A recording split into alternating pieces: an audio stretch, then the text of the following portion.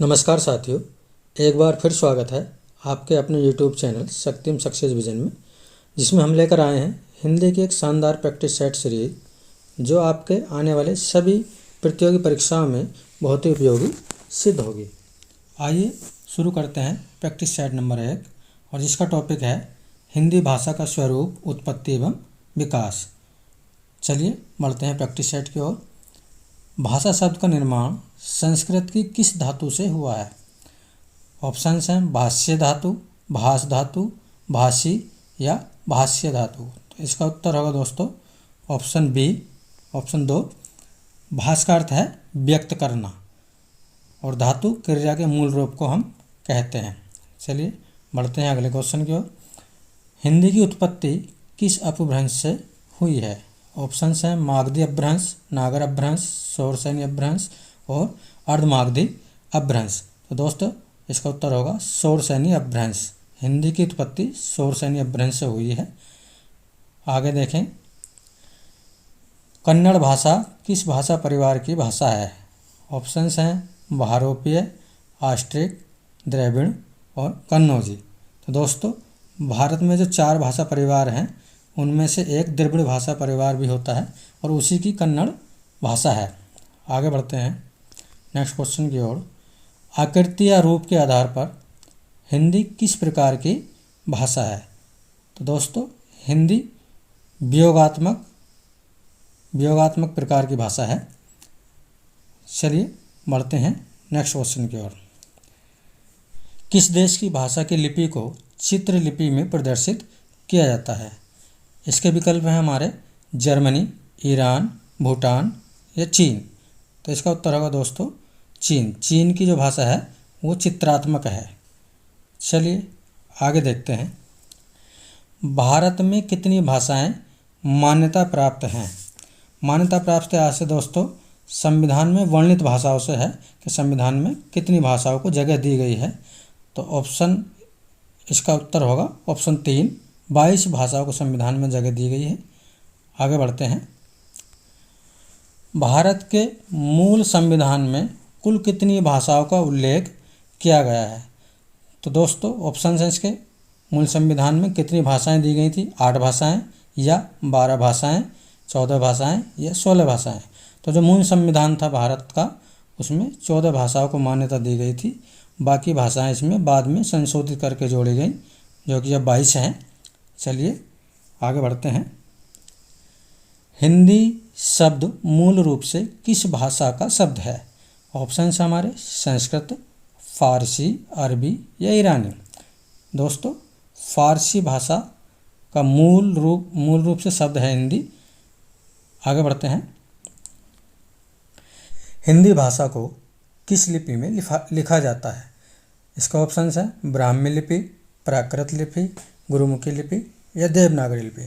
दोस्तों लिपि किसी भाषा को लिखने के लिए जिन चिन्हों का प्रयोग किया जाता है उसे उस भाषा की लिपि कहा जाता है, यानी कि लिखने का तरीका ही लिपि है। तो इसका उत्तर होगा हमारा देवनागरी लिपि। आगे बढ़ते हैं, वह भाषा कौन सी है जिसे विश्व में सर्वाधिक लोग अपनी मातृभाषा समझकर बोलते हैं? तो दोस्तों अभी तक चीन ही सबसे ज़्यादा जनसंख्या वाला देश था, तो इसी के लोग सबसे ज़्यादा अपनी मातृभाषा चीनी को बोलते थे, इसलिए पहला ऑप्शन ही इसका उत्तर होगा चीनी। आगे देखते हैं, ईस्ट इंडिया कंपनी ने कब तक फारसी को राजभाषा बनाए रखा था? तो दोस्तों ऑप्शन है इसके 1813 ईस्वी तक, 1833 ईस्वी तक, 1858 ईस्वी तक, 1832 ईस्वी तक। तो उत्तर होगा इसका दूसरा, 1833 ईस्वी तक फारसी भाषाओं को राजकीय भाषा के रूप में अंग्रेज़ों ने शुरू किया। आगे बढ़ते हैं, हिंदी किस भाषा परिवार की भाषा है? ऑप्शंस हैं भारोपीय, द्रविड़, चीनी, ऑस्ट्रिक। अभी हमने बात की थी कि जो हिंदी के भाषा परिवार हैं वो 4 हैं।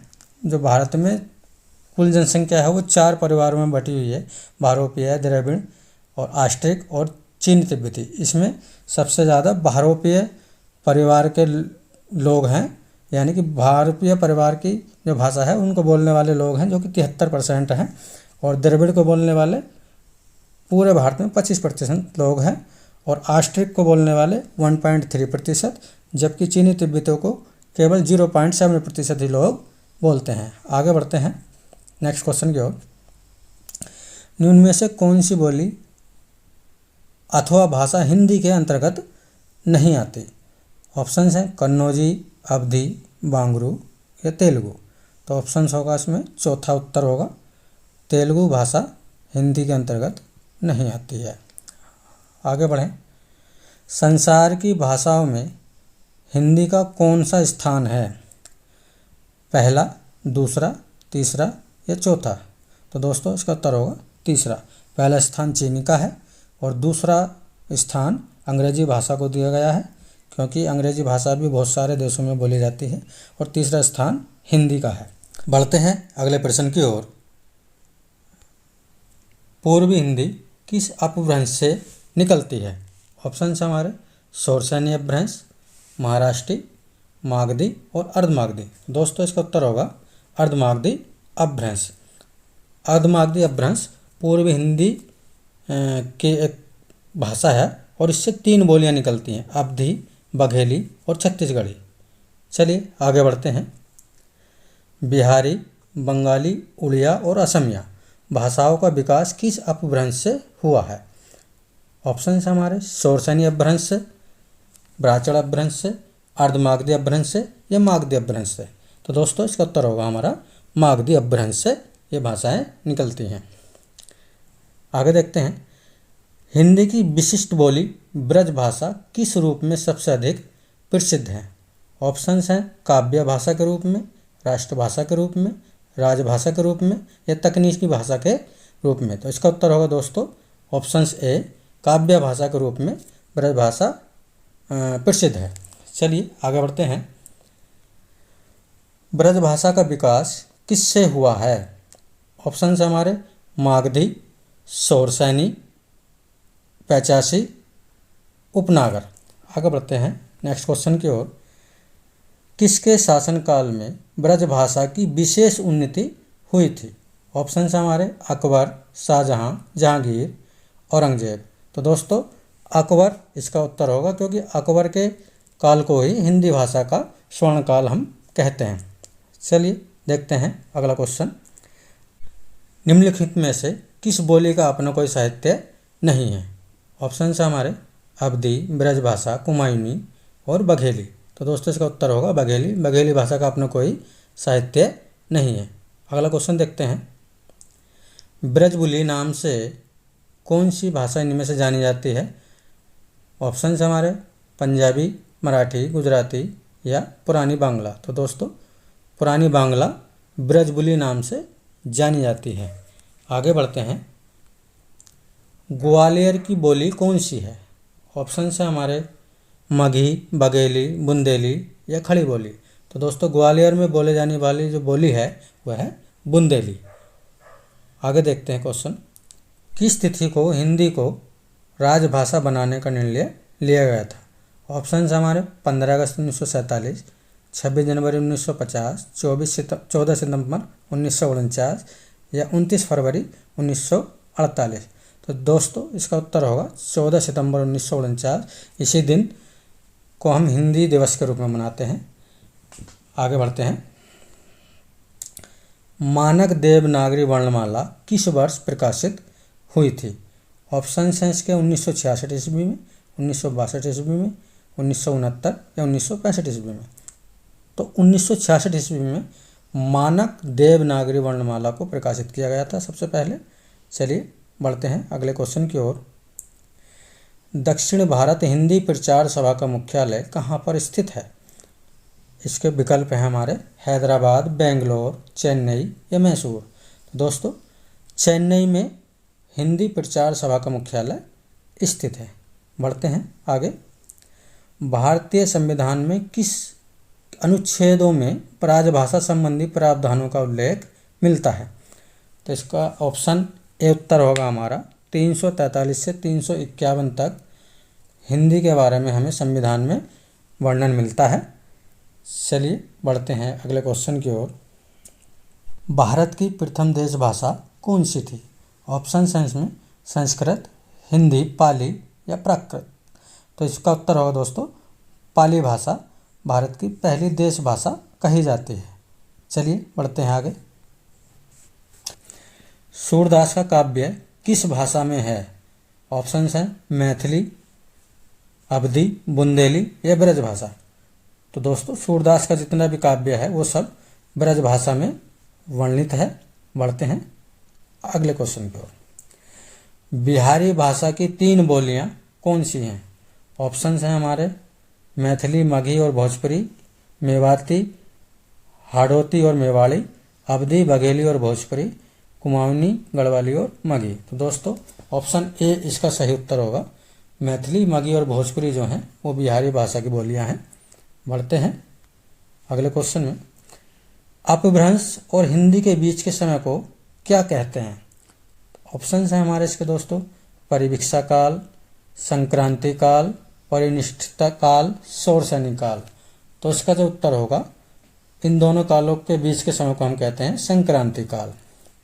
चलिए बढ़ते हैं अगले क्वेश्चन की ओर। सामान्य अर्थ में हिंदी के अंतर्गत कितनी बोलियां हैं? तो ऑप्शन है हमारे दोस्तों 10 बोलियां, 18 बोलियां, 20 बोलियां या 30 बोलियां। तो इसका उत्तर होगा 18 बोलियां, क्योंकि शौरसेनी अपभ्रंश की इसमें 12 बोलियां सम्मिलित हैं, अर्धमागधी अपभ्रंश की 3 बोलियां और मागधी अपभ्रंश की 3 बोलियां। इस प्रकार 18 बोलियां हिंदी के अंतर्गत बोली जाती हैं। नेक्स्ट देखते हैं काव्य अभिव्यक्ति के रूप में उर्दू का प्रयोग करने वाला पहला लेखक कौन सा था? ऑप्शन है हमारे अमीर खुसरो, मिर्ज़ा गालिब, फैजी, अबुल फजल। तो दोस्तों अमीर खुसरो इसका उत्तर होगा।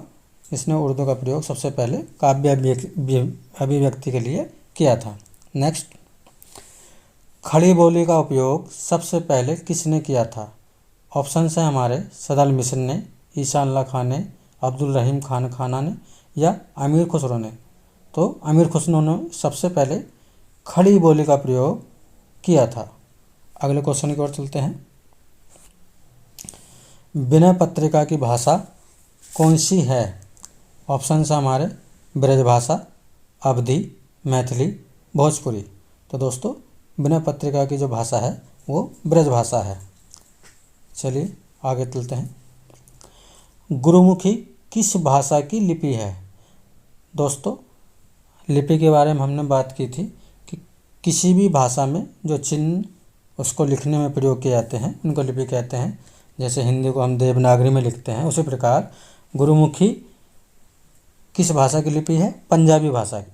गुरुमुखी पंजाबी भाषा की एक लिपि है। चलिए बढ़ते हैं आगे। सत्यार्थ प्रकाश की भाषा है। ऑप्शंस हैं गुजराती, मराठी, खड़ी बोली या अवधी। उत्तर है इसका दोस्तों खड़ी बोली। सत्यार्थ प्रकाश की भाषा खड़ी बोली। आधुनिक देवनागरी लिपि का प्राचीन रूप कौन सा है? ऑप्शंस हैं पाली, संस्कृत, ब्राह्मी या खगोष्ठी। तो दोस्तों उत्तर 3 ऑप्शन होगा इसका ब्राह्मी, और ब्राह्मी लिपि सबसे प्राचीन लिपि है। चलिए बढ़ते हैं आगे की ओर। नेपाली और मराठी भाषा किस लिपि में लिखी जाती हैं? तो ऑप्शन है हमारे देवनागरी, कुटिल, शारदा, गुरुमुखी। तो दोस्तों इसका उत्तर होगा हमारा देवनागरी लिपि में। दोस्तों देवनागरी लिपि में कुल 5 भाषाओं को लिखा जाता है, जिसमें हिंदी है, संस्कृत, गुजराती, मराठी और नेपाली। तो चलते अगले क्वेश्चन की ओर चलते हैं। गोवा की स्वीकृत राजभाषा कौन सी है? ऑप्शंस हैं पुर्तगाली, गुजराती, मराठी या कोंकणी। तो दोस्तों इसका उत्तर होगा हमारा कोंकणी। अगला क्वेश्चन देखते हैं। सुदुक्कड़ी किसकी भाषा है? ऑप्शंस हैं रहीम, कबीर, जायसी, गुरु नानक। दोस्तों कबीर की सुदुक्कड़ी भाषा थी, जिसे हम पंचमेल खिचड़ी भी कहते थे। चलिए आगे बढ़ते हैं। अंधों की पढ़ने की लिपि कौन सी है? ग्रीक लिपि, देवनागरी लिपि, ब्रेल लिपि या अरमाइक लिपि। तो दोस्तों ब्रेल लिपि अंधों को पढ़ने की लिपि होती है, जो कि उभरी हुई पेपर में उभरी हुई दिखाई जाती है, जिसे वो छू के पता कर लेते हैं। इसी को हम ब्रेल लिपि कहते हैं। चलिए,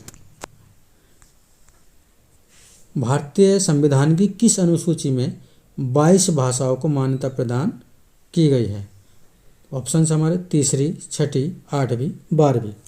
तो दोस्तों इसका उत्तर होगा हमारा 8वीं अनुसूची। 8वीं अनुसूची में, संविधान की 8वीं अनुसूची में 22 भाषाओं को मान्यता प्रदान की गई है। चलिए बढ़ते हैं अगले क्वेश्चन की ओर। किस वर्ष में भारतीय भाषाओं में 4 भाषाएं बोडो, डोगरी, मैथिली और संथाली को सम्मिलित किया गया था? तो दोस्तों इसका ऑप्शन है वर्ष 1967 ईस्वी में, 1992 ईस्वी में, 1999 ईस्वी में और 2003 ईस्वी में। तो दोस्तों 2003 इसका उत्तर होगा, और 2003 में 92वें संविधान संशोधन द्वारा इन 4 भाषाओं को संविधान की 8वीं अनुसूची में जोड़ा गया था। चलिए अगले क्वेश्चन की ओर बढ़ते हैं। वर्ष 1955 में गठित प्रथम राजभाषा आयोग के अध्यक्ष कौन थे? ऑप्शन हमारे बीजी खेर, गोपाल स्वामी अयंकर, शंकरराव देव, जानगिल क्रास्ट। दोस्तों इसका उत्तर होगा हमारा बीजी खेर। चलिए आगे बढ़ते हैं। प्रथम विश्व हिंदी सम्मेलन 1975 ईस्वी में कहाँ आयोजित हुआ था? ऑप्शंस हैं भोपाल में, नागपुर में, जोहान्सबर्ग में, मॉरिशस में। तो नागपुर में पहला विश्व हिंदी सम्मेलन 1975 में आयोजित हुआ था, और अभी 2023 में फिजी देश में 12वां हिंदी विश्व सम्मेलन आयोजित हुआ है। अगला क्वेश्चन देखते हैं। भारत के कितने राज्यों में हिंदी भाषा बोली जाती है? ऑप्शन हैं हमारे 9 राज्य, 1 केंद्र शासित प्रदेश, 15 राज्यों में, 7 राज्यों में और 1 केंद्र शासित प्रदेश में, या 13 राज्यों में। तो इसका ऑप्शन 1 9 राज्य और 1 केंद्र शासित प्रदेश, इनमें हिंदी भाषा को बोला जाता है। ये 9 राज्य कौन से हैं दोस्तों? ये 9 राज्य हैं उत्तर प्रदेश, उत्तराखंड, बिहार, झारखंड, मध्य प्रदेश, छत्तीसगढ़, राजस्थान, हरियाणा व हिमाचल प्रदेश, और 1 केंद्र शासित प्रदेश जो है वो है दिल्ली। चलिए अगले क्वेश्चन की ओर चलते हैं। हिंदी भाषा की प्रमुख बोली कोरवी का नामकरण किसने किया था? ऑप्शंस हैं ग्रियर्सन ने, रेमंड ने, राहुल शंकरतायन ने, ईश्वर चंद्रगुप्त ने। तो दोस्तों इसका उत्तर होगा राहुल शंकरतायन ने। कोरवी भाषा का, जिसे हम खड़ी बोली भी बोलते हैं, इसका नामकरण राहुल शंकरतायन ने ही किया था। अगले क्वेश्चन देखते हैं। भोजपुरी बोली के नामकरण कर्ता कौन है? ऑप्शन है रेमंड, ग्रियर्सन, कॉलब्रक, बाकीदास। तो ऑप्शन ए रेमंड ने भोजपुरी भाषा का नामकरण किया था। अगला क्वेश्चन देखते हैं। उत्तर प्रदेश के गाजीपुर जिले में कौन सी बोली बोली जाती है? ऑप्शंस हैं अवधी, भोजपुरी, बुंदेली, मालवी। तो भोजपुरी जो भाषा है वो गाजीपुर ज़िले में बोली जाती है, क्योंकि गाजीपुर बिहार से सटा हुआ ही ज़िला है यूपी का, तो इसलिए वहाँ इसका प्रभाव देखने को मिलता है। भोजपुरी बोली जाती है। अगला क्वेश्चन देखते हैं। मेवाती बोली राजस्थान के किस भाग में बोली जाती है? तो दोस्तों राजस्थान में मुख्यतः 4 बोली बोली जाती हैं, जो कि इसका उत्तर है उत्तरी राजस्थान में। और वो 4 बोली, जैसे उत्तर में हमने देखा अभी कि मेवाती बोली जाती है, तो दक्षिण में मालवी बोली जाती है, और पूर्वी राजस्थान में जयपुरी व ढूंढारी बोली जाती है, और पश्चिमी राजस्थान में मारवाड़ी बोली को हम बोलते हैं। चलिए आगे बढ़ते हैं। हिंदी भाषा की वह बोली कौन सी है जिसमें सबसे अधिक फिल्में बनती हैं? बांग्ला, मैथिली, ब्रजभाषा, भोजपुरी। तो दोस्तों भोजपुरी जो भाषा है उसमें सबसे ज़्यादा फिल्में बनती हैं। Next question. निम्न में से कौन सी एक बोली भारत के बाहर विदेशों में भी प्रयुक्त होती है? ऑप्शंस हैं हमारे भोजपुरी, खड़ी बोली, अवधी और मैथिली। तो इसका उत्तर होगा दोस्तों भोजपुरी। भोजपुरी जो भाषा है वो भारत के बाहर भी कुछ देशों में प्रयुक्त होती है। चलिए अगला क्वेश्चन। बिहार की राजधानी पटना किस बिहारी बोली क्षेत्र में स्थित है? ऑप्शन है भोजपुरी, मैथिली, मगही, बघेली। तो दोस्तों ऑप्शन नंबर 3 जो है मगही, वो इसका उत्तर है। पटना में जो मगही क्षेत्र है वहाँ पे इसको रखा गया है। चलिए अगला क्वेश्चन देखते हैं। बनारसी किस बोली की एक उपबोली है? ऑप्शंस हैं बुंदेली, बघेली, कन्नौजी, अवधी। तो बनारसी जो बोली है वो जो है बघेली की उपबोली है। चलिए अगला क्वेश्चन देखेंगे। तुलसीदास द्वारा रचित रामचरितमानस की भाषा कौन सी है? ऑप्शन है हमारे अवधी भाषा, ब्रज भाषा, खड़ी बोली या मैथिली। तो दोस्तों जो रामचरितमानस को लिखा गया है वो अवधी भाषा में तुलसीदास द्वारा लिखा गया है। अगला क्वेश्चन देखें। भाषाई आधार पर सर्वप्रथम किस राज्य का गठन किया गया था? ऑप्शन है मध्य प्रदेश, आंध्र प्रदेश, जम्मू कश्मीर या राजस्थान। तो दोस्तों 1956 में सबसे पहले भाषाई आधार पर राज्यों का पुनर्गठन किया गया था और उसमें आंध्र प्रदेश वह पहला राज्य था जिसका भाषा के आधार पर गठन किया गया। अगला क्वेश्चन। उत्तर प्रदेश में सबसे अधिक एवं सबसे कम बोले जाने वाली बोलियां कौन सी हैं?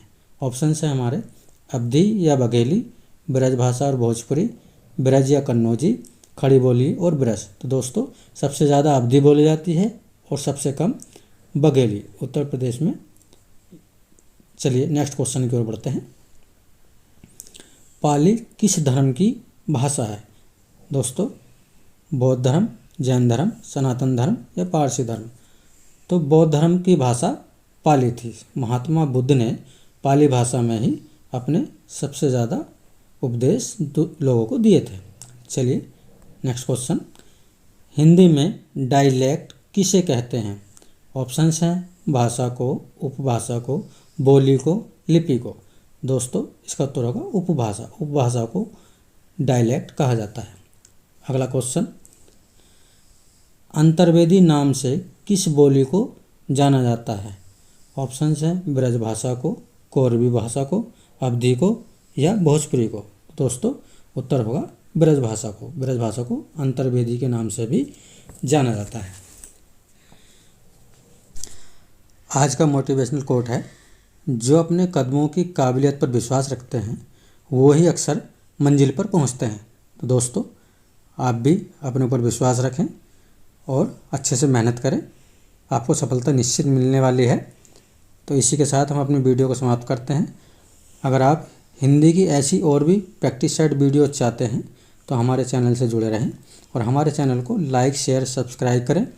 बेल आइकन को प्रेस करना ना भूलें, जिससे हमारी सारी आने वाली वीडियो आपको उनके नोटिफिकेशन समय से मिलते रहें। और इस वीडियो की PDF डिस्क्रिप्शन बॉक्स में दी गई है। दोस्तों जल्दी ही आगे मिलते हैं नेक्स्ट प्रैक्टिस सेट के साथ। धन्यवाद।